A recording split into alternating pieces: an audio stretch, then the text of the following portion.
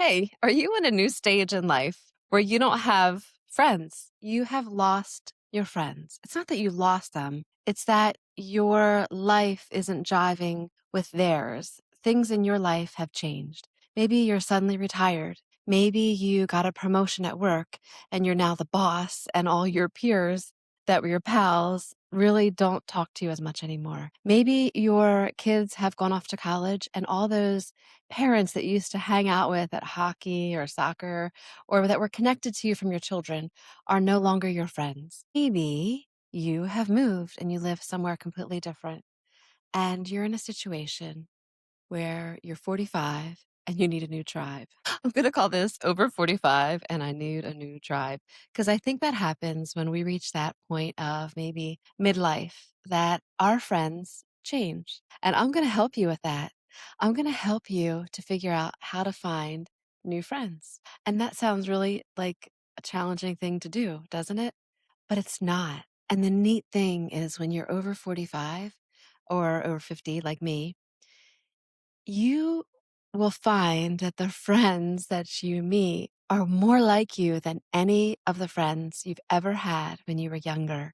Because when you're younger, it's all situational. Like when I was young, I had 51st cousins. So a lot of my cousins were my friends, and they still are my friends, but they all moved away or we don't live near each other anymore. So I'm not as close with them. Of course, that's not true. One of my best friends is my cousin, and we talk almost every day. So thank you, God, for letting me have her in my life. I will say that. But overall, when I was 45, I remember I switched jobs and I was in a new role. And all of my friends from past jobs and stuff, we just lost touch because we didn't see each other every day. My kids all grew up and moved away. So I just didn't have I had a lot of alone time with no friends. And it was interesting. I'd go to work, I'd come home, and I love to hike and walk and ride my bike. So I'd ride my bike alone. Well, I started to realize I just needed a tribe. Sounds funny. I needed a tribe. I needed friends. I really did. And I'm going to tell you how I did that. I'm going to tell you first how to do it, just to make connections, I should say, that maybe aren't deep, that are shallow, but that are many. And then I'm going to tell you how to strengthen those connections and make them deep. And then I'm going to tell you how to sustain those connections and keep them. But you will find so much joy in this process as an older person. Okay, so for me, I was alone. I'd come home from my OR nurse job and I'd throw my running shoes on and I would go run on the trails after work. It was a little thing that I had that I loved to do. And I still love it, still love it. So then I'd come home and my ex-husband was there, so we'd eat dinner together. I'd kinda watch TV with him and go to bed and do it all over again. Well, I didn't really have a connection. I didn't have a friend set, even at work, that I had done much with after work at that point in my life. I was new to the job. I definitely felt like if they all went out to dinner or did something like that, I would jump on that opportunity. But they were all different, diverse groups of women and all had different interests and had already been settled into their lives and their families. So I found this group, and I wasn't a member of anything really at that point. I wasn't even really going to church at that point regularly to any one church. So I kind of didn't really have anything. I had just left a job where I worked like 12 hours a day and was there on Saturdays even. So having this new job where I would get out at 3:30 was liberating. But then I realized I didn't have anybody to hang out with after 3:30. I'm like, right now I would love to meet up with a friend who wanted to go for a run with me in the woods or wanted to do something with me, wanted to maybe go have a cup of coffee with me or just go to dinner with me or anything. I felt very lonely. So I joined this thing called Bike 30K.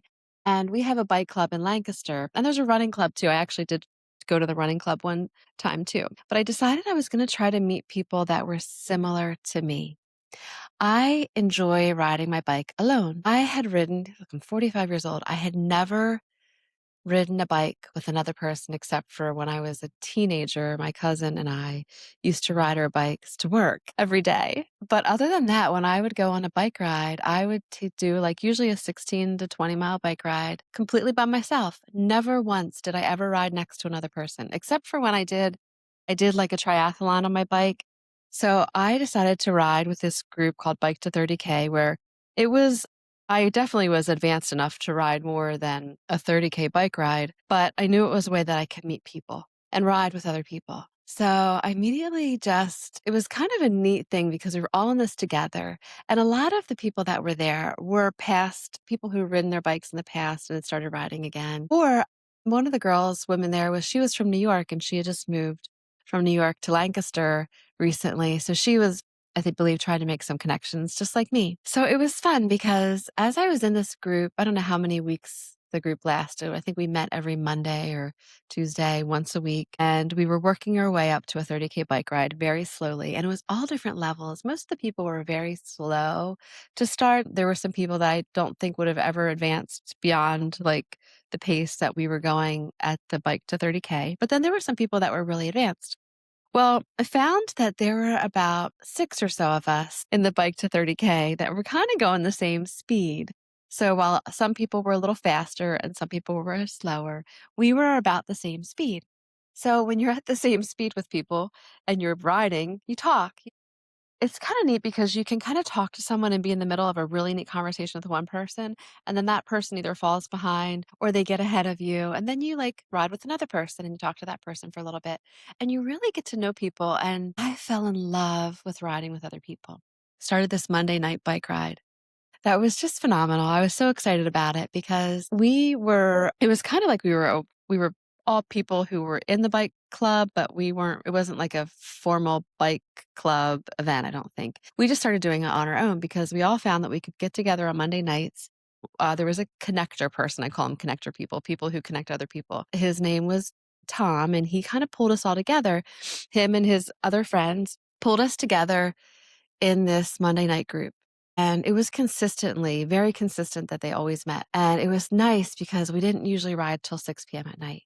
Well, almost every person in that little group has remained my friend, and a couple of them have become my really, really close friends. And I'm so thankful for that group. And then what happened for me was I wanted to share with my friends, Cape May, and I organized a bike ride in Cape May. And that's another thing.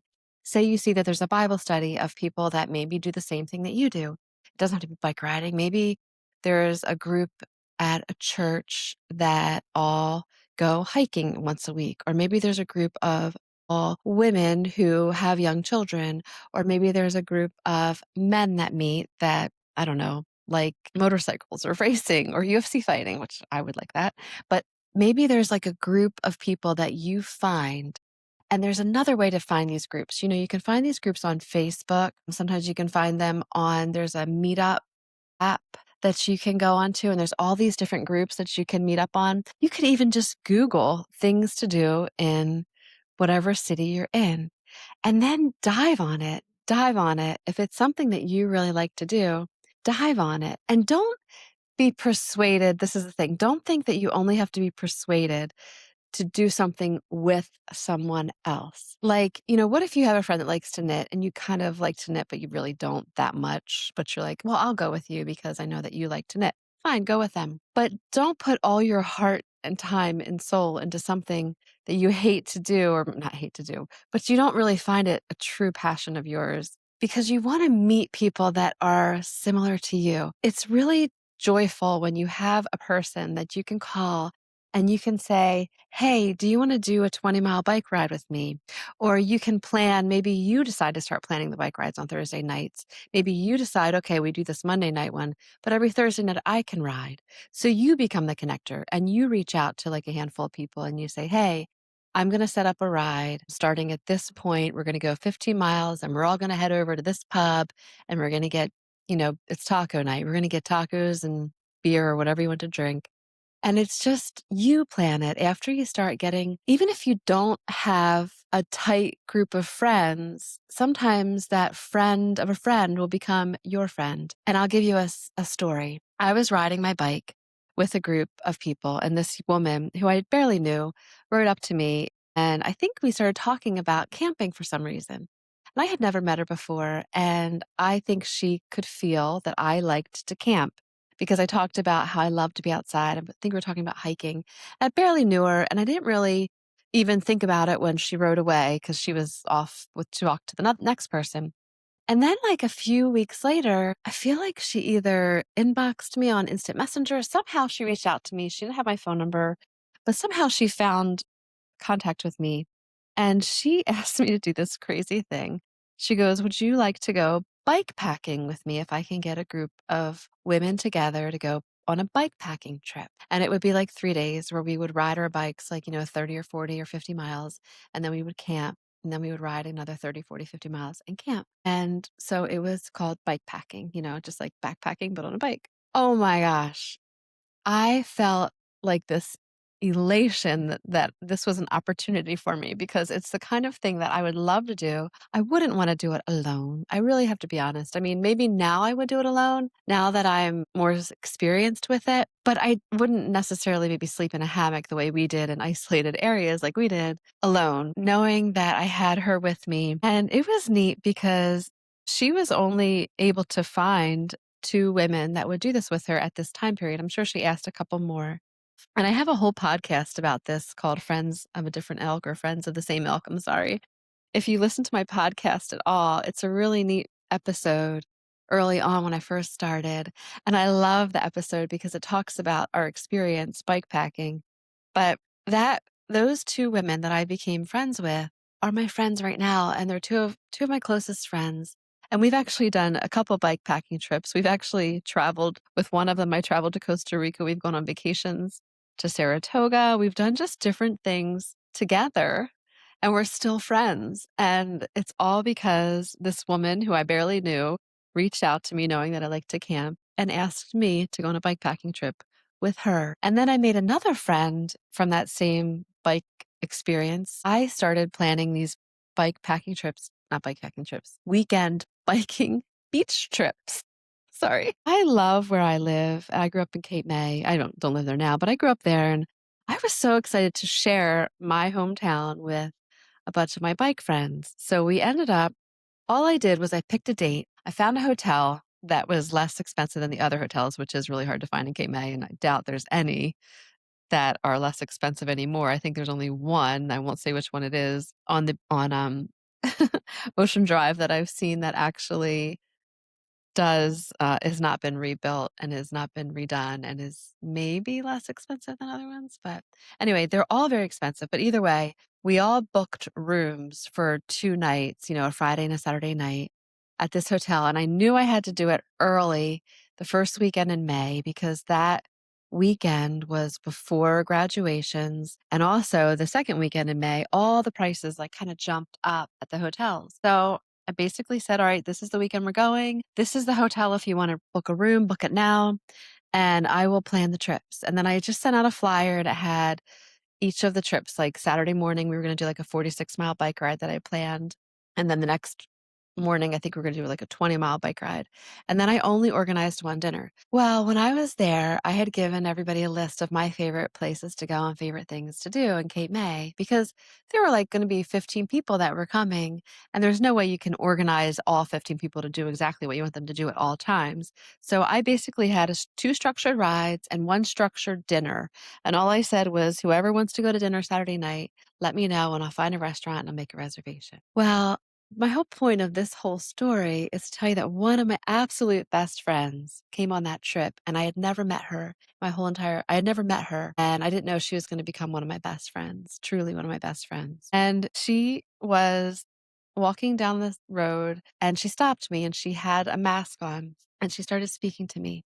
And I didn't realize that I had never met this woman that came on my bike trip. Everyone else I knew. And I remember it was so funny because I only reached out to ask people who I knew to go on this bike packing trip because I'm more of I don't want to say an intimate person. I like to be with my friends in a smaller group.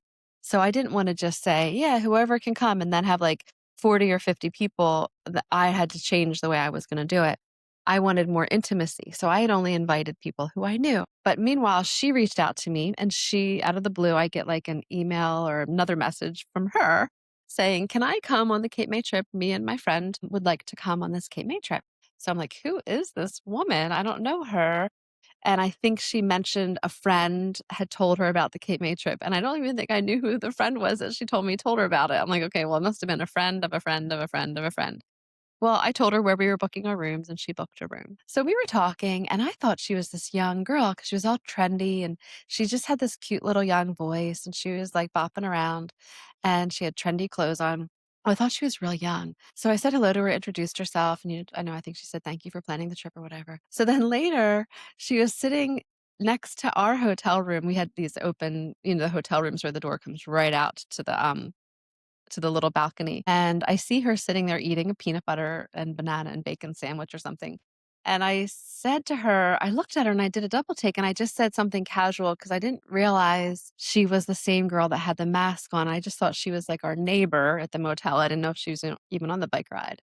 And then she started to speak and I recognized her voice. And she was older than I thought. She actually is older than me, but looking at her, I would think she's either the same age or maybe even a little younger because she looks very young. But I started to laugh and I just said, "Oh, I didn't realize that that was you."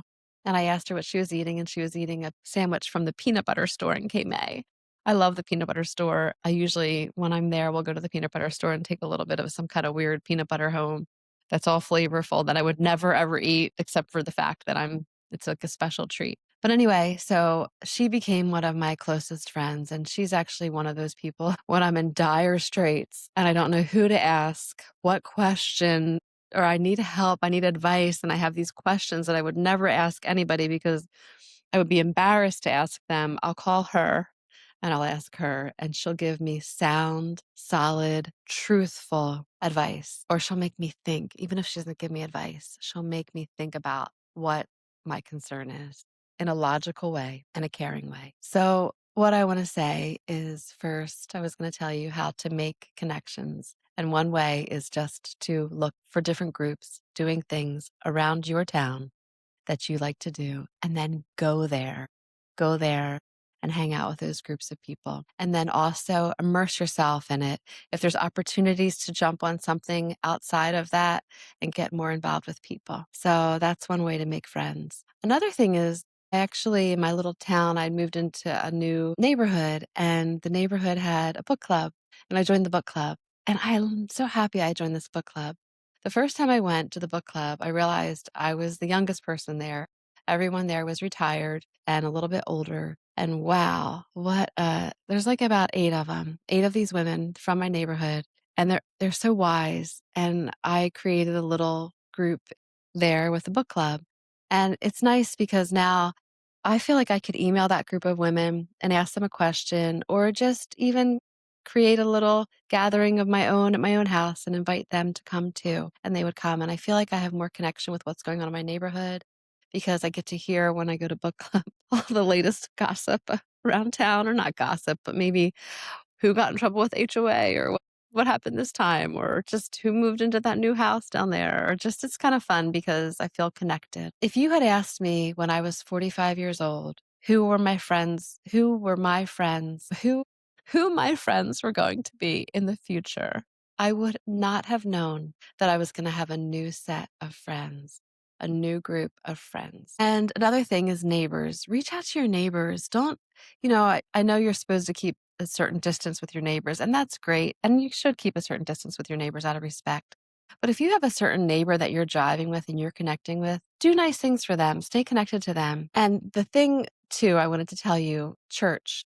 If you go to any kind of church, I have been going to church for years and didn't get connected at church. I would just go in and sit up at the back. And I still am like, I would go into church and not talk to anybody, not make eye contact hardly with anybody because I wanted to get into church, worship Christ and pray, and then leave. But lately I've slowed down a little bit. It's kind of really nice. I'm in a situation where my kids are all with their families. So after church, they're dealing with wanting to be with their husbands because they don't see them all week, my daughters, and my son, he doesn't see his girlfriend all week. So they don't necessarily want to always be with mom or see mom or hang out with me. So I feel lonely sometimes. I'm single, I'm not dating anybody, and that's okay. I'm not saying that that's what I want or that would be fulfilling for me, but friends are fulfilling. And you have to reach out and nurture those friendships as well. I started volunteering at church and now just very little. I pray with people after church and I love that. And it's actually given me a little bit of an opportunity to meet a couple more people at church that I haven't met before. And gradually, I'm building up a little more connection with acquaintances at church. And I feel like if I really wanted to nurture some of these acquaintances, I could do more to create a friendship with them. Maybe I could invite them. Actually, I'm going to invite a couple I just met to go on a bike ride. I found out they like to ride bikes. So, this couple at church, I'm going to ask them to go on one of the bike rides I organize.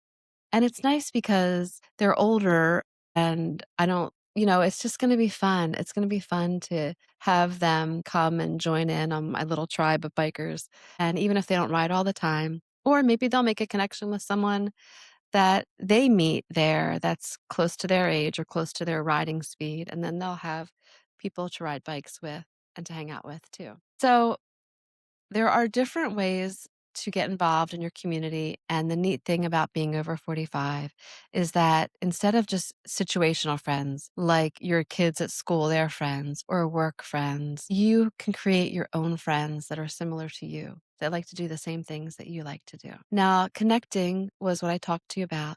And the next thing I want to talk to you about is nurturing those friendships. You are responsible for what you can do for someone else. If you know that someone is moving to a new home and you have time to help them move, go there, help them move. Go there, tell them that you'll be available to help them. If you see that someone is hurting and needs, maybe they go into the hospital and they're lonely and you know that their kids are at college or something, go visit them in the hospital. If you know somebody gets depressed and you see that they don't show up to something for a couple times and you know that they have a personality that maybe is a little depressive and they need help, just go knock on their door. Don't be passive. Go knock on their door and see if they need you to help them. Give people gifts. If you find out somebody likes something, buy it for them. Buy them something. If you know that someone's going to be alone on a day that you're alone, ask them to go to breakfast or lunch with you. Nurture those friendships. You can't just be passive in creating friendships. You have to be active and you have to ask people to do things and you have to be there for them. And even if it's something that maybe they need help with or they want to do that you don't even care to do, like I know, like say they want to go to an antique show and you're not really into antiques. Maybe say, hey, listen, if I go to the antique show with you, will you go to this movie with me? Or say, maybe still go to the antique show with them, but say, hey, now that I went to this antique show, why don't you come do this with me? It's just interesting that you can find nurturing friendships is just key, and giving yourself time to be alone with one person in an intimate environment is just good. Going on a hike with a person that is your friend, or taking a walk with them. Or even if you don't, you know that they might sometimes come for a walk with you, maybe just say, hey, look, every Monday at 6 a.m., I'm going to go walk in the city. If you want to come with me, just call me, let me know. And maybe for a while, just ask them a couple times, say, hey, remember, I'm going to walk the Monday at 6 if you want to come with me.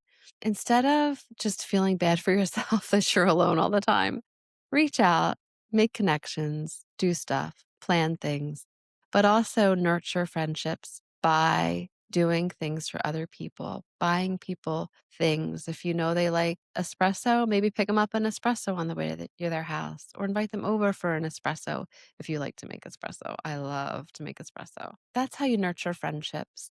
Go out of your way. Go out of your way and do something nice for somebody. Sustaining friendships. It's hard sometimes. I think now that I've told you to have all these friends and create friends, I've also learned that sometimes too many friends is hard. So what I've learned is there's a couple friends that I've learned are those ones that are like, I don't know. There's one woman from college who I absolutely love, and her and I have reconnected because her kids are grown. For a while, my kids were little, and then she, 10 years later, had her kids, and her kids are little. And for about 20 years, we were just passing like this every so often, and we weren't really hanging out. Like when we were in college, I lived with her for 6 months. We hung out all the time, but we had this amazing camaraderie and comfort level with each other. And those friends that you can reconnect with, we reconnected now. And now every so often we take a walk and I get to hear all about her life and her friends. And she gets to hear all about my life and my friends. But we give each other advice. We're supportive of each other and we have reconnected. So there is a group of friends, probably about 5 women friends, who I have deeper connection with. And I try to sustain that deep connection with those few friends and keep it going.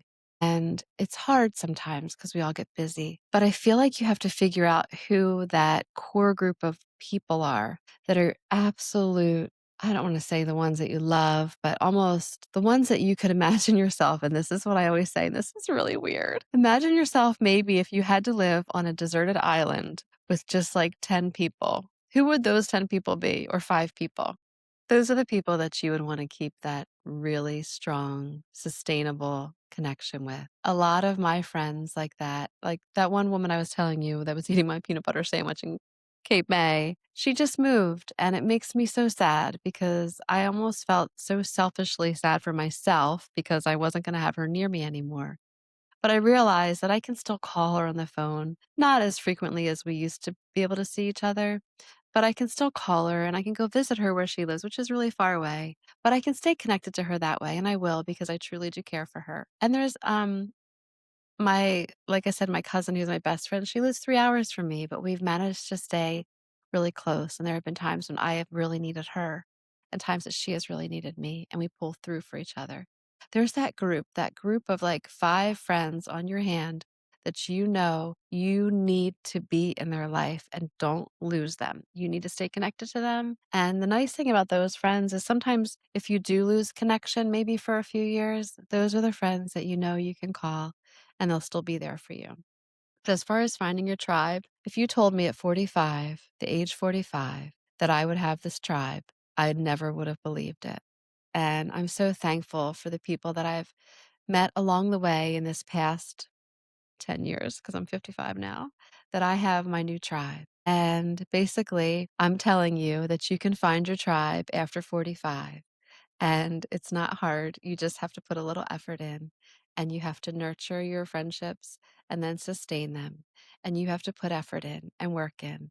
But wow, the payoff is amazing because eventually you'll have that person that you can call and say, hey, I'm going to go, I don't know, to my knitting class. Come with me. I'm going to go to my music lessons. Let's go to dance class. Let's go hiking in the woods. Let's go ride bikes. You'll find those people that like to do the same thing that you like to do, and they'll be your friends. They'll be your new tribe after 45. And my stand up and redo is that I'm going to put a little more effort this year into those really close friends, the top 5 that I really need to nurture and spend more time with. And I'm going to love on them and I'm going to care for them and I'm going to put an effort in to making sure that I am there for them. And thank you.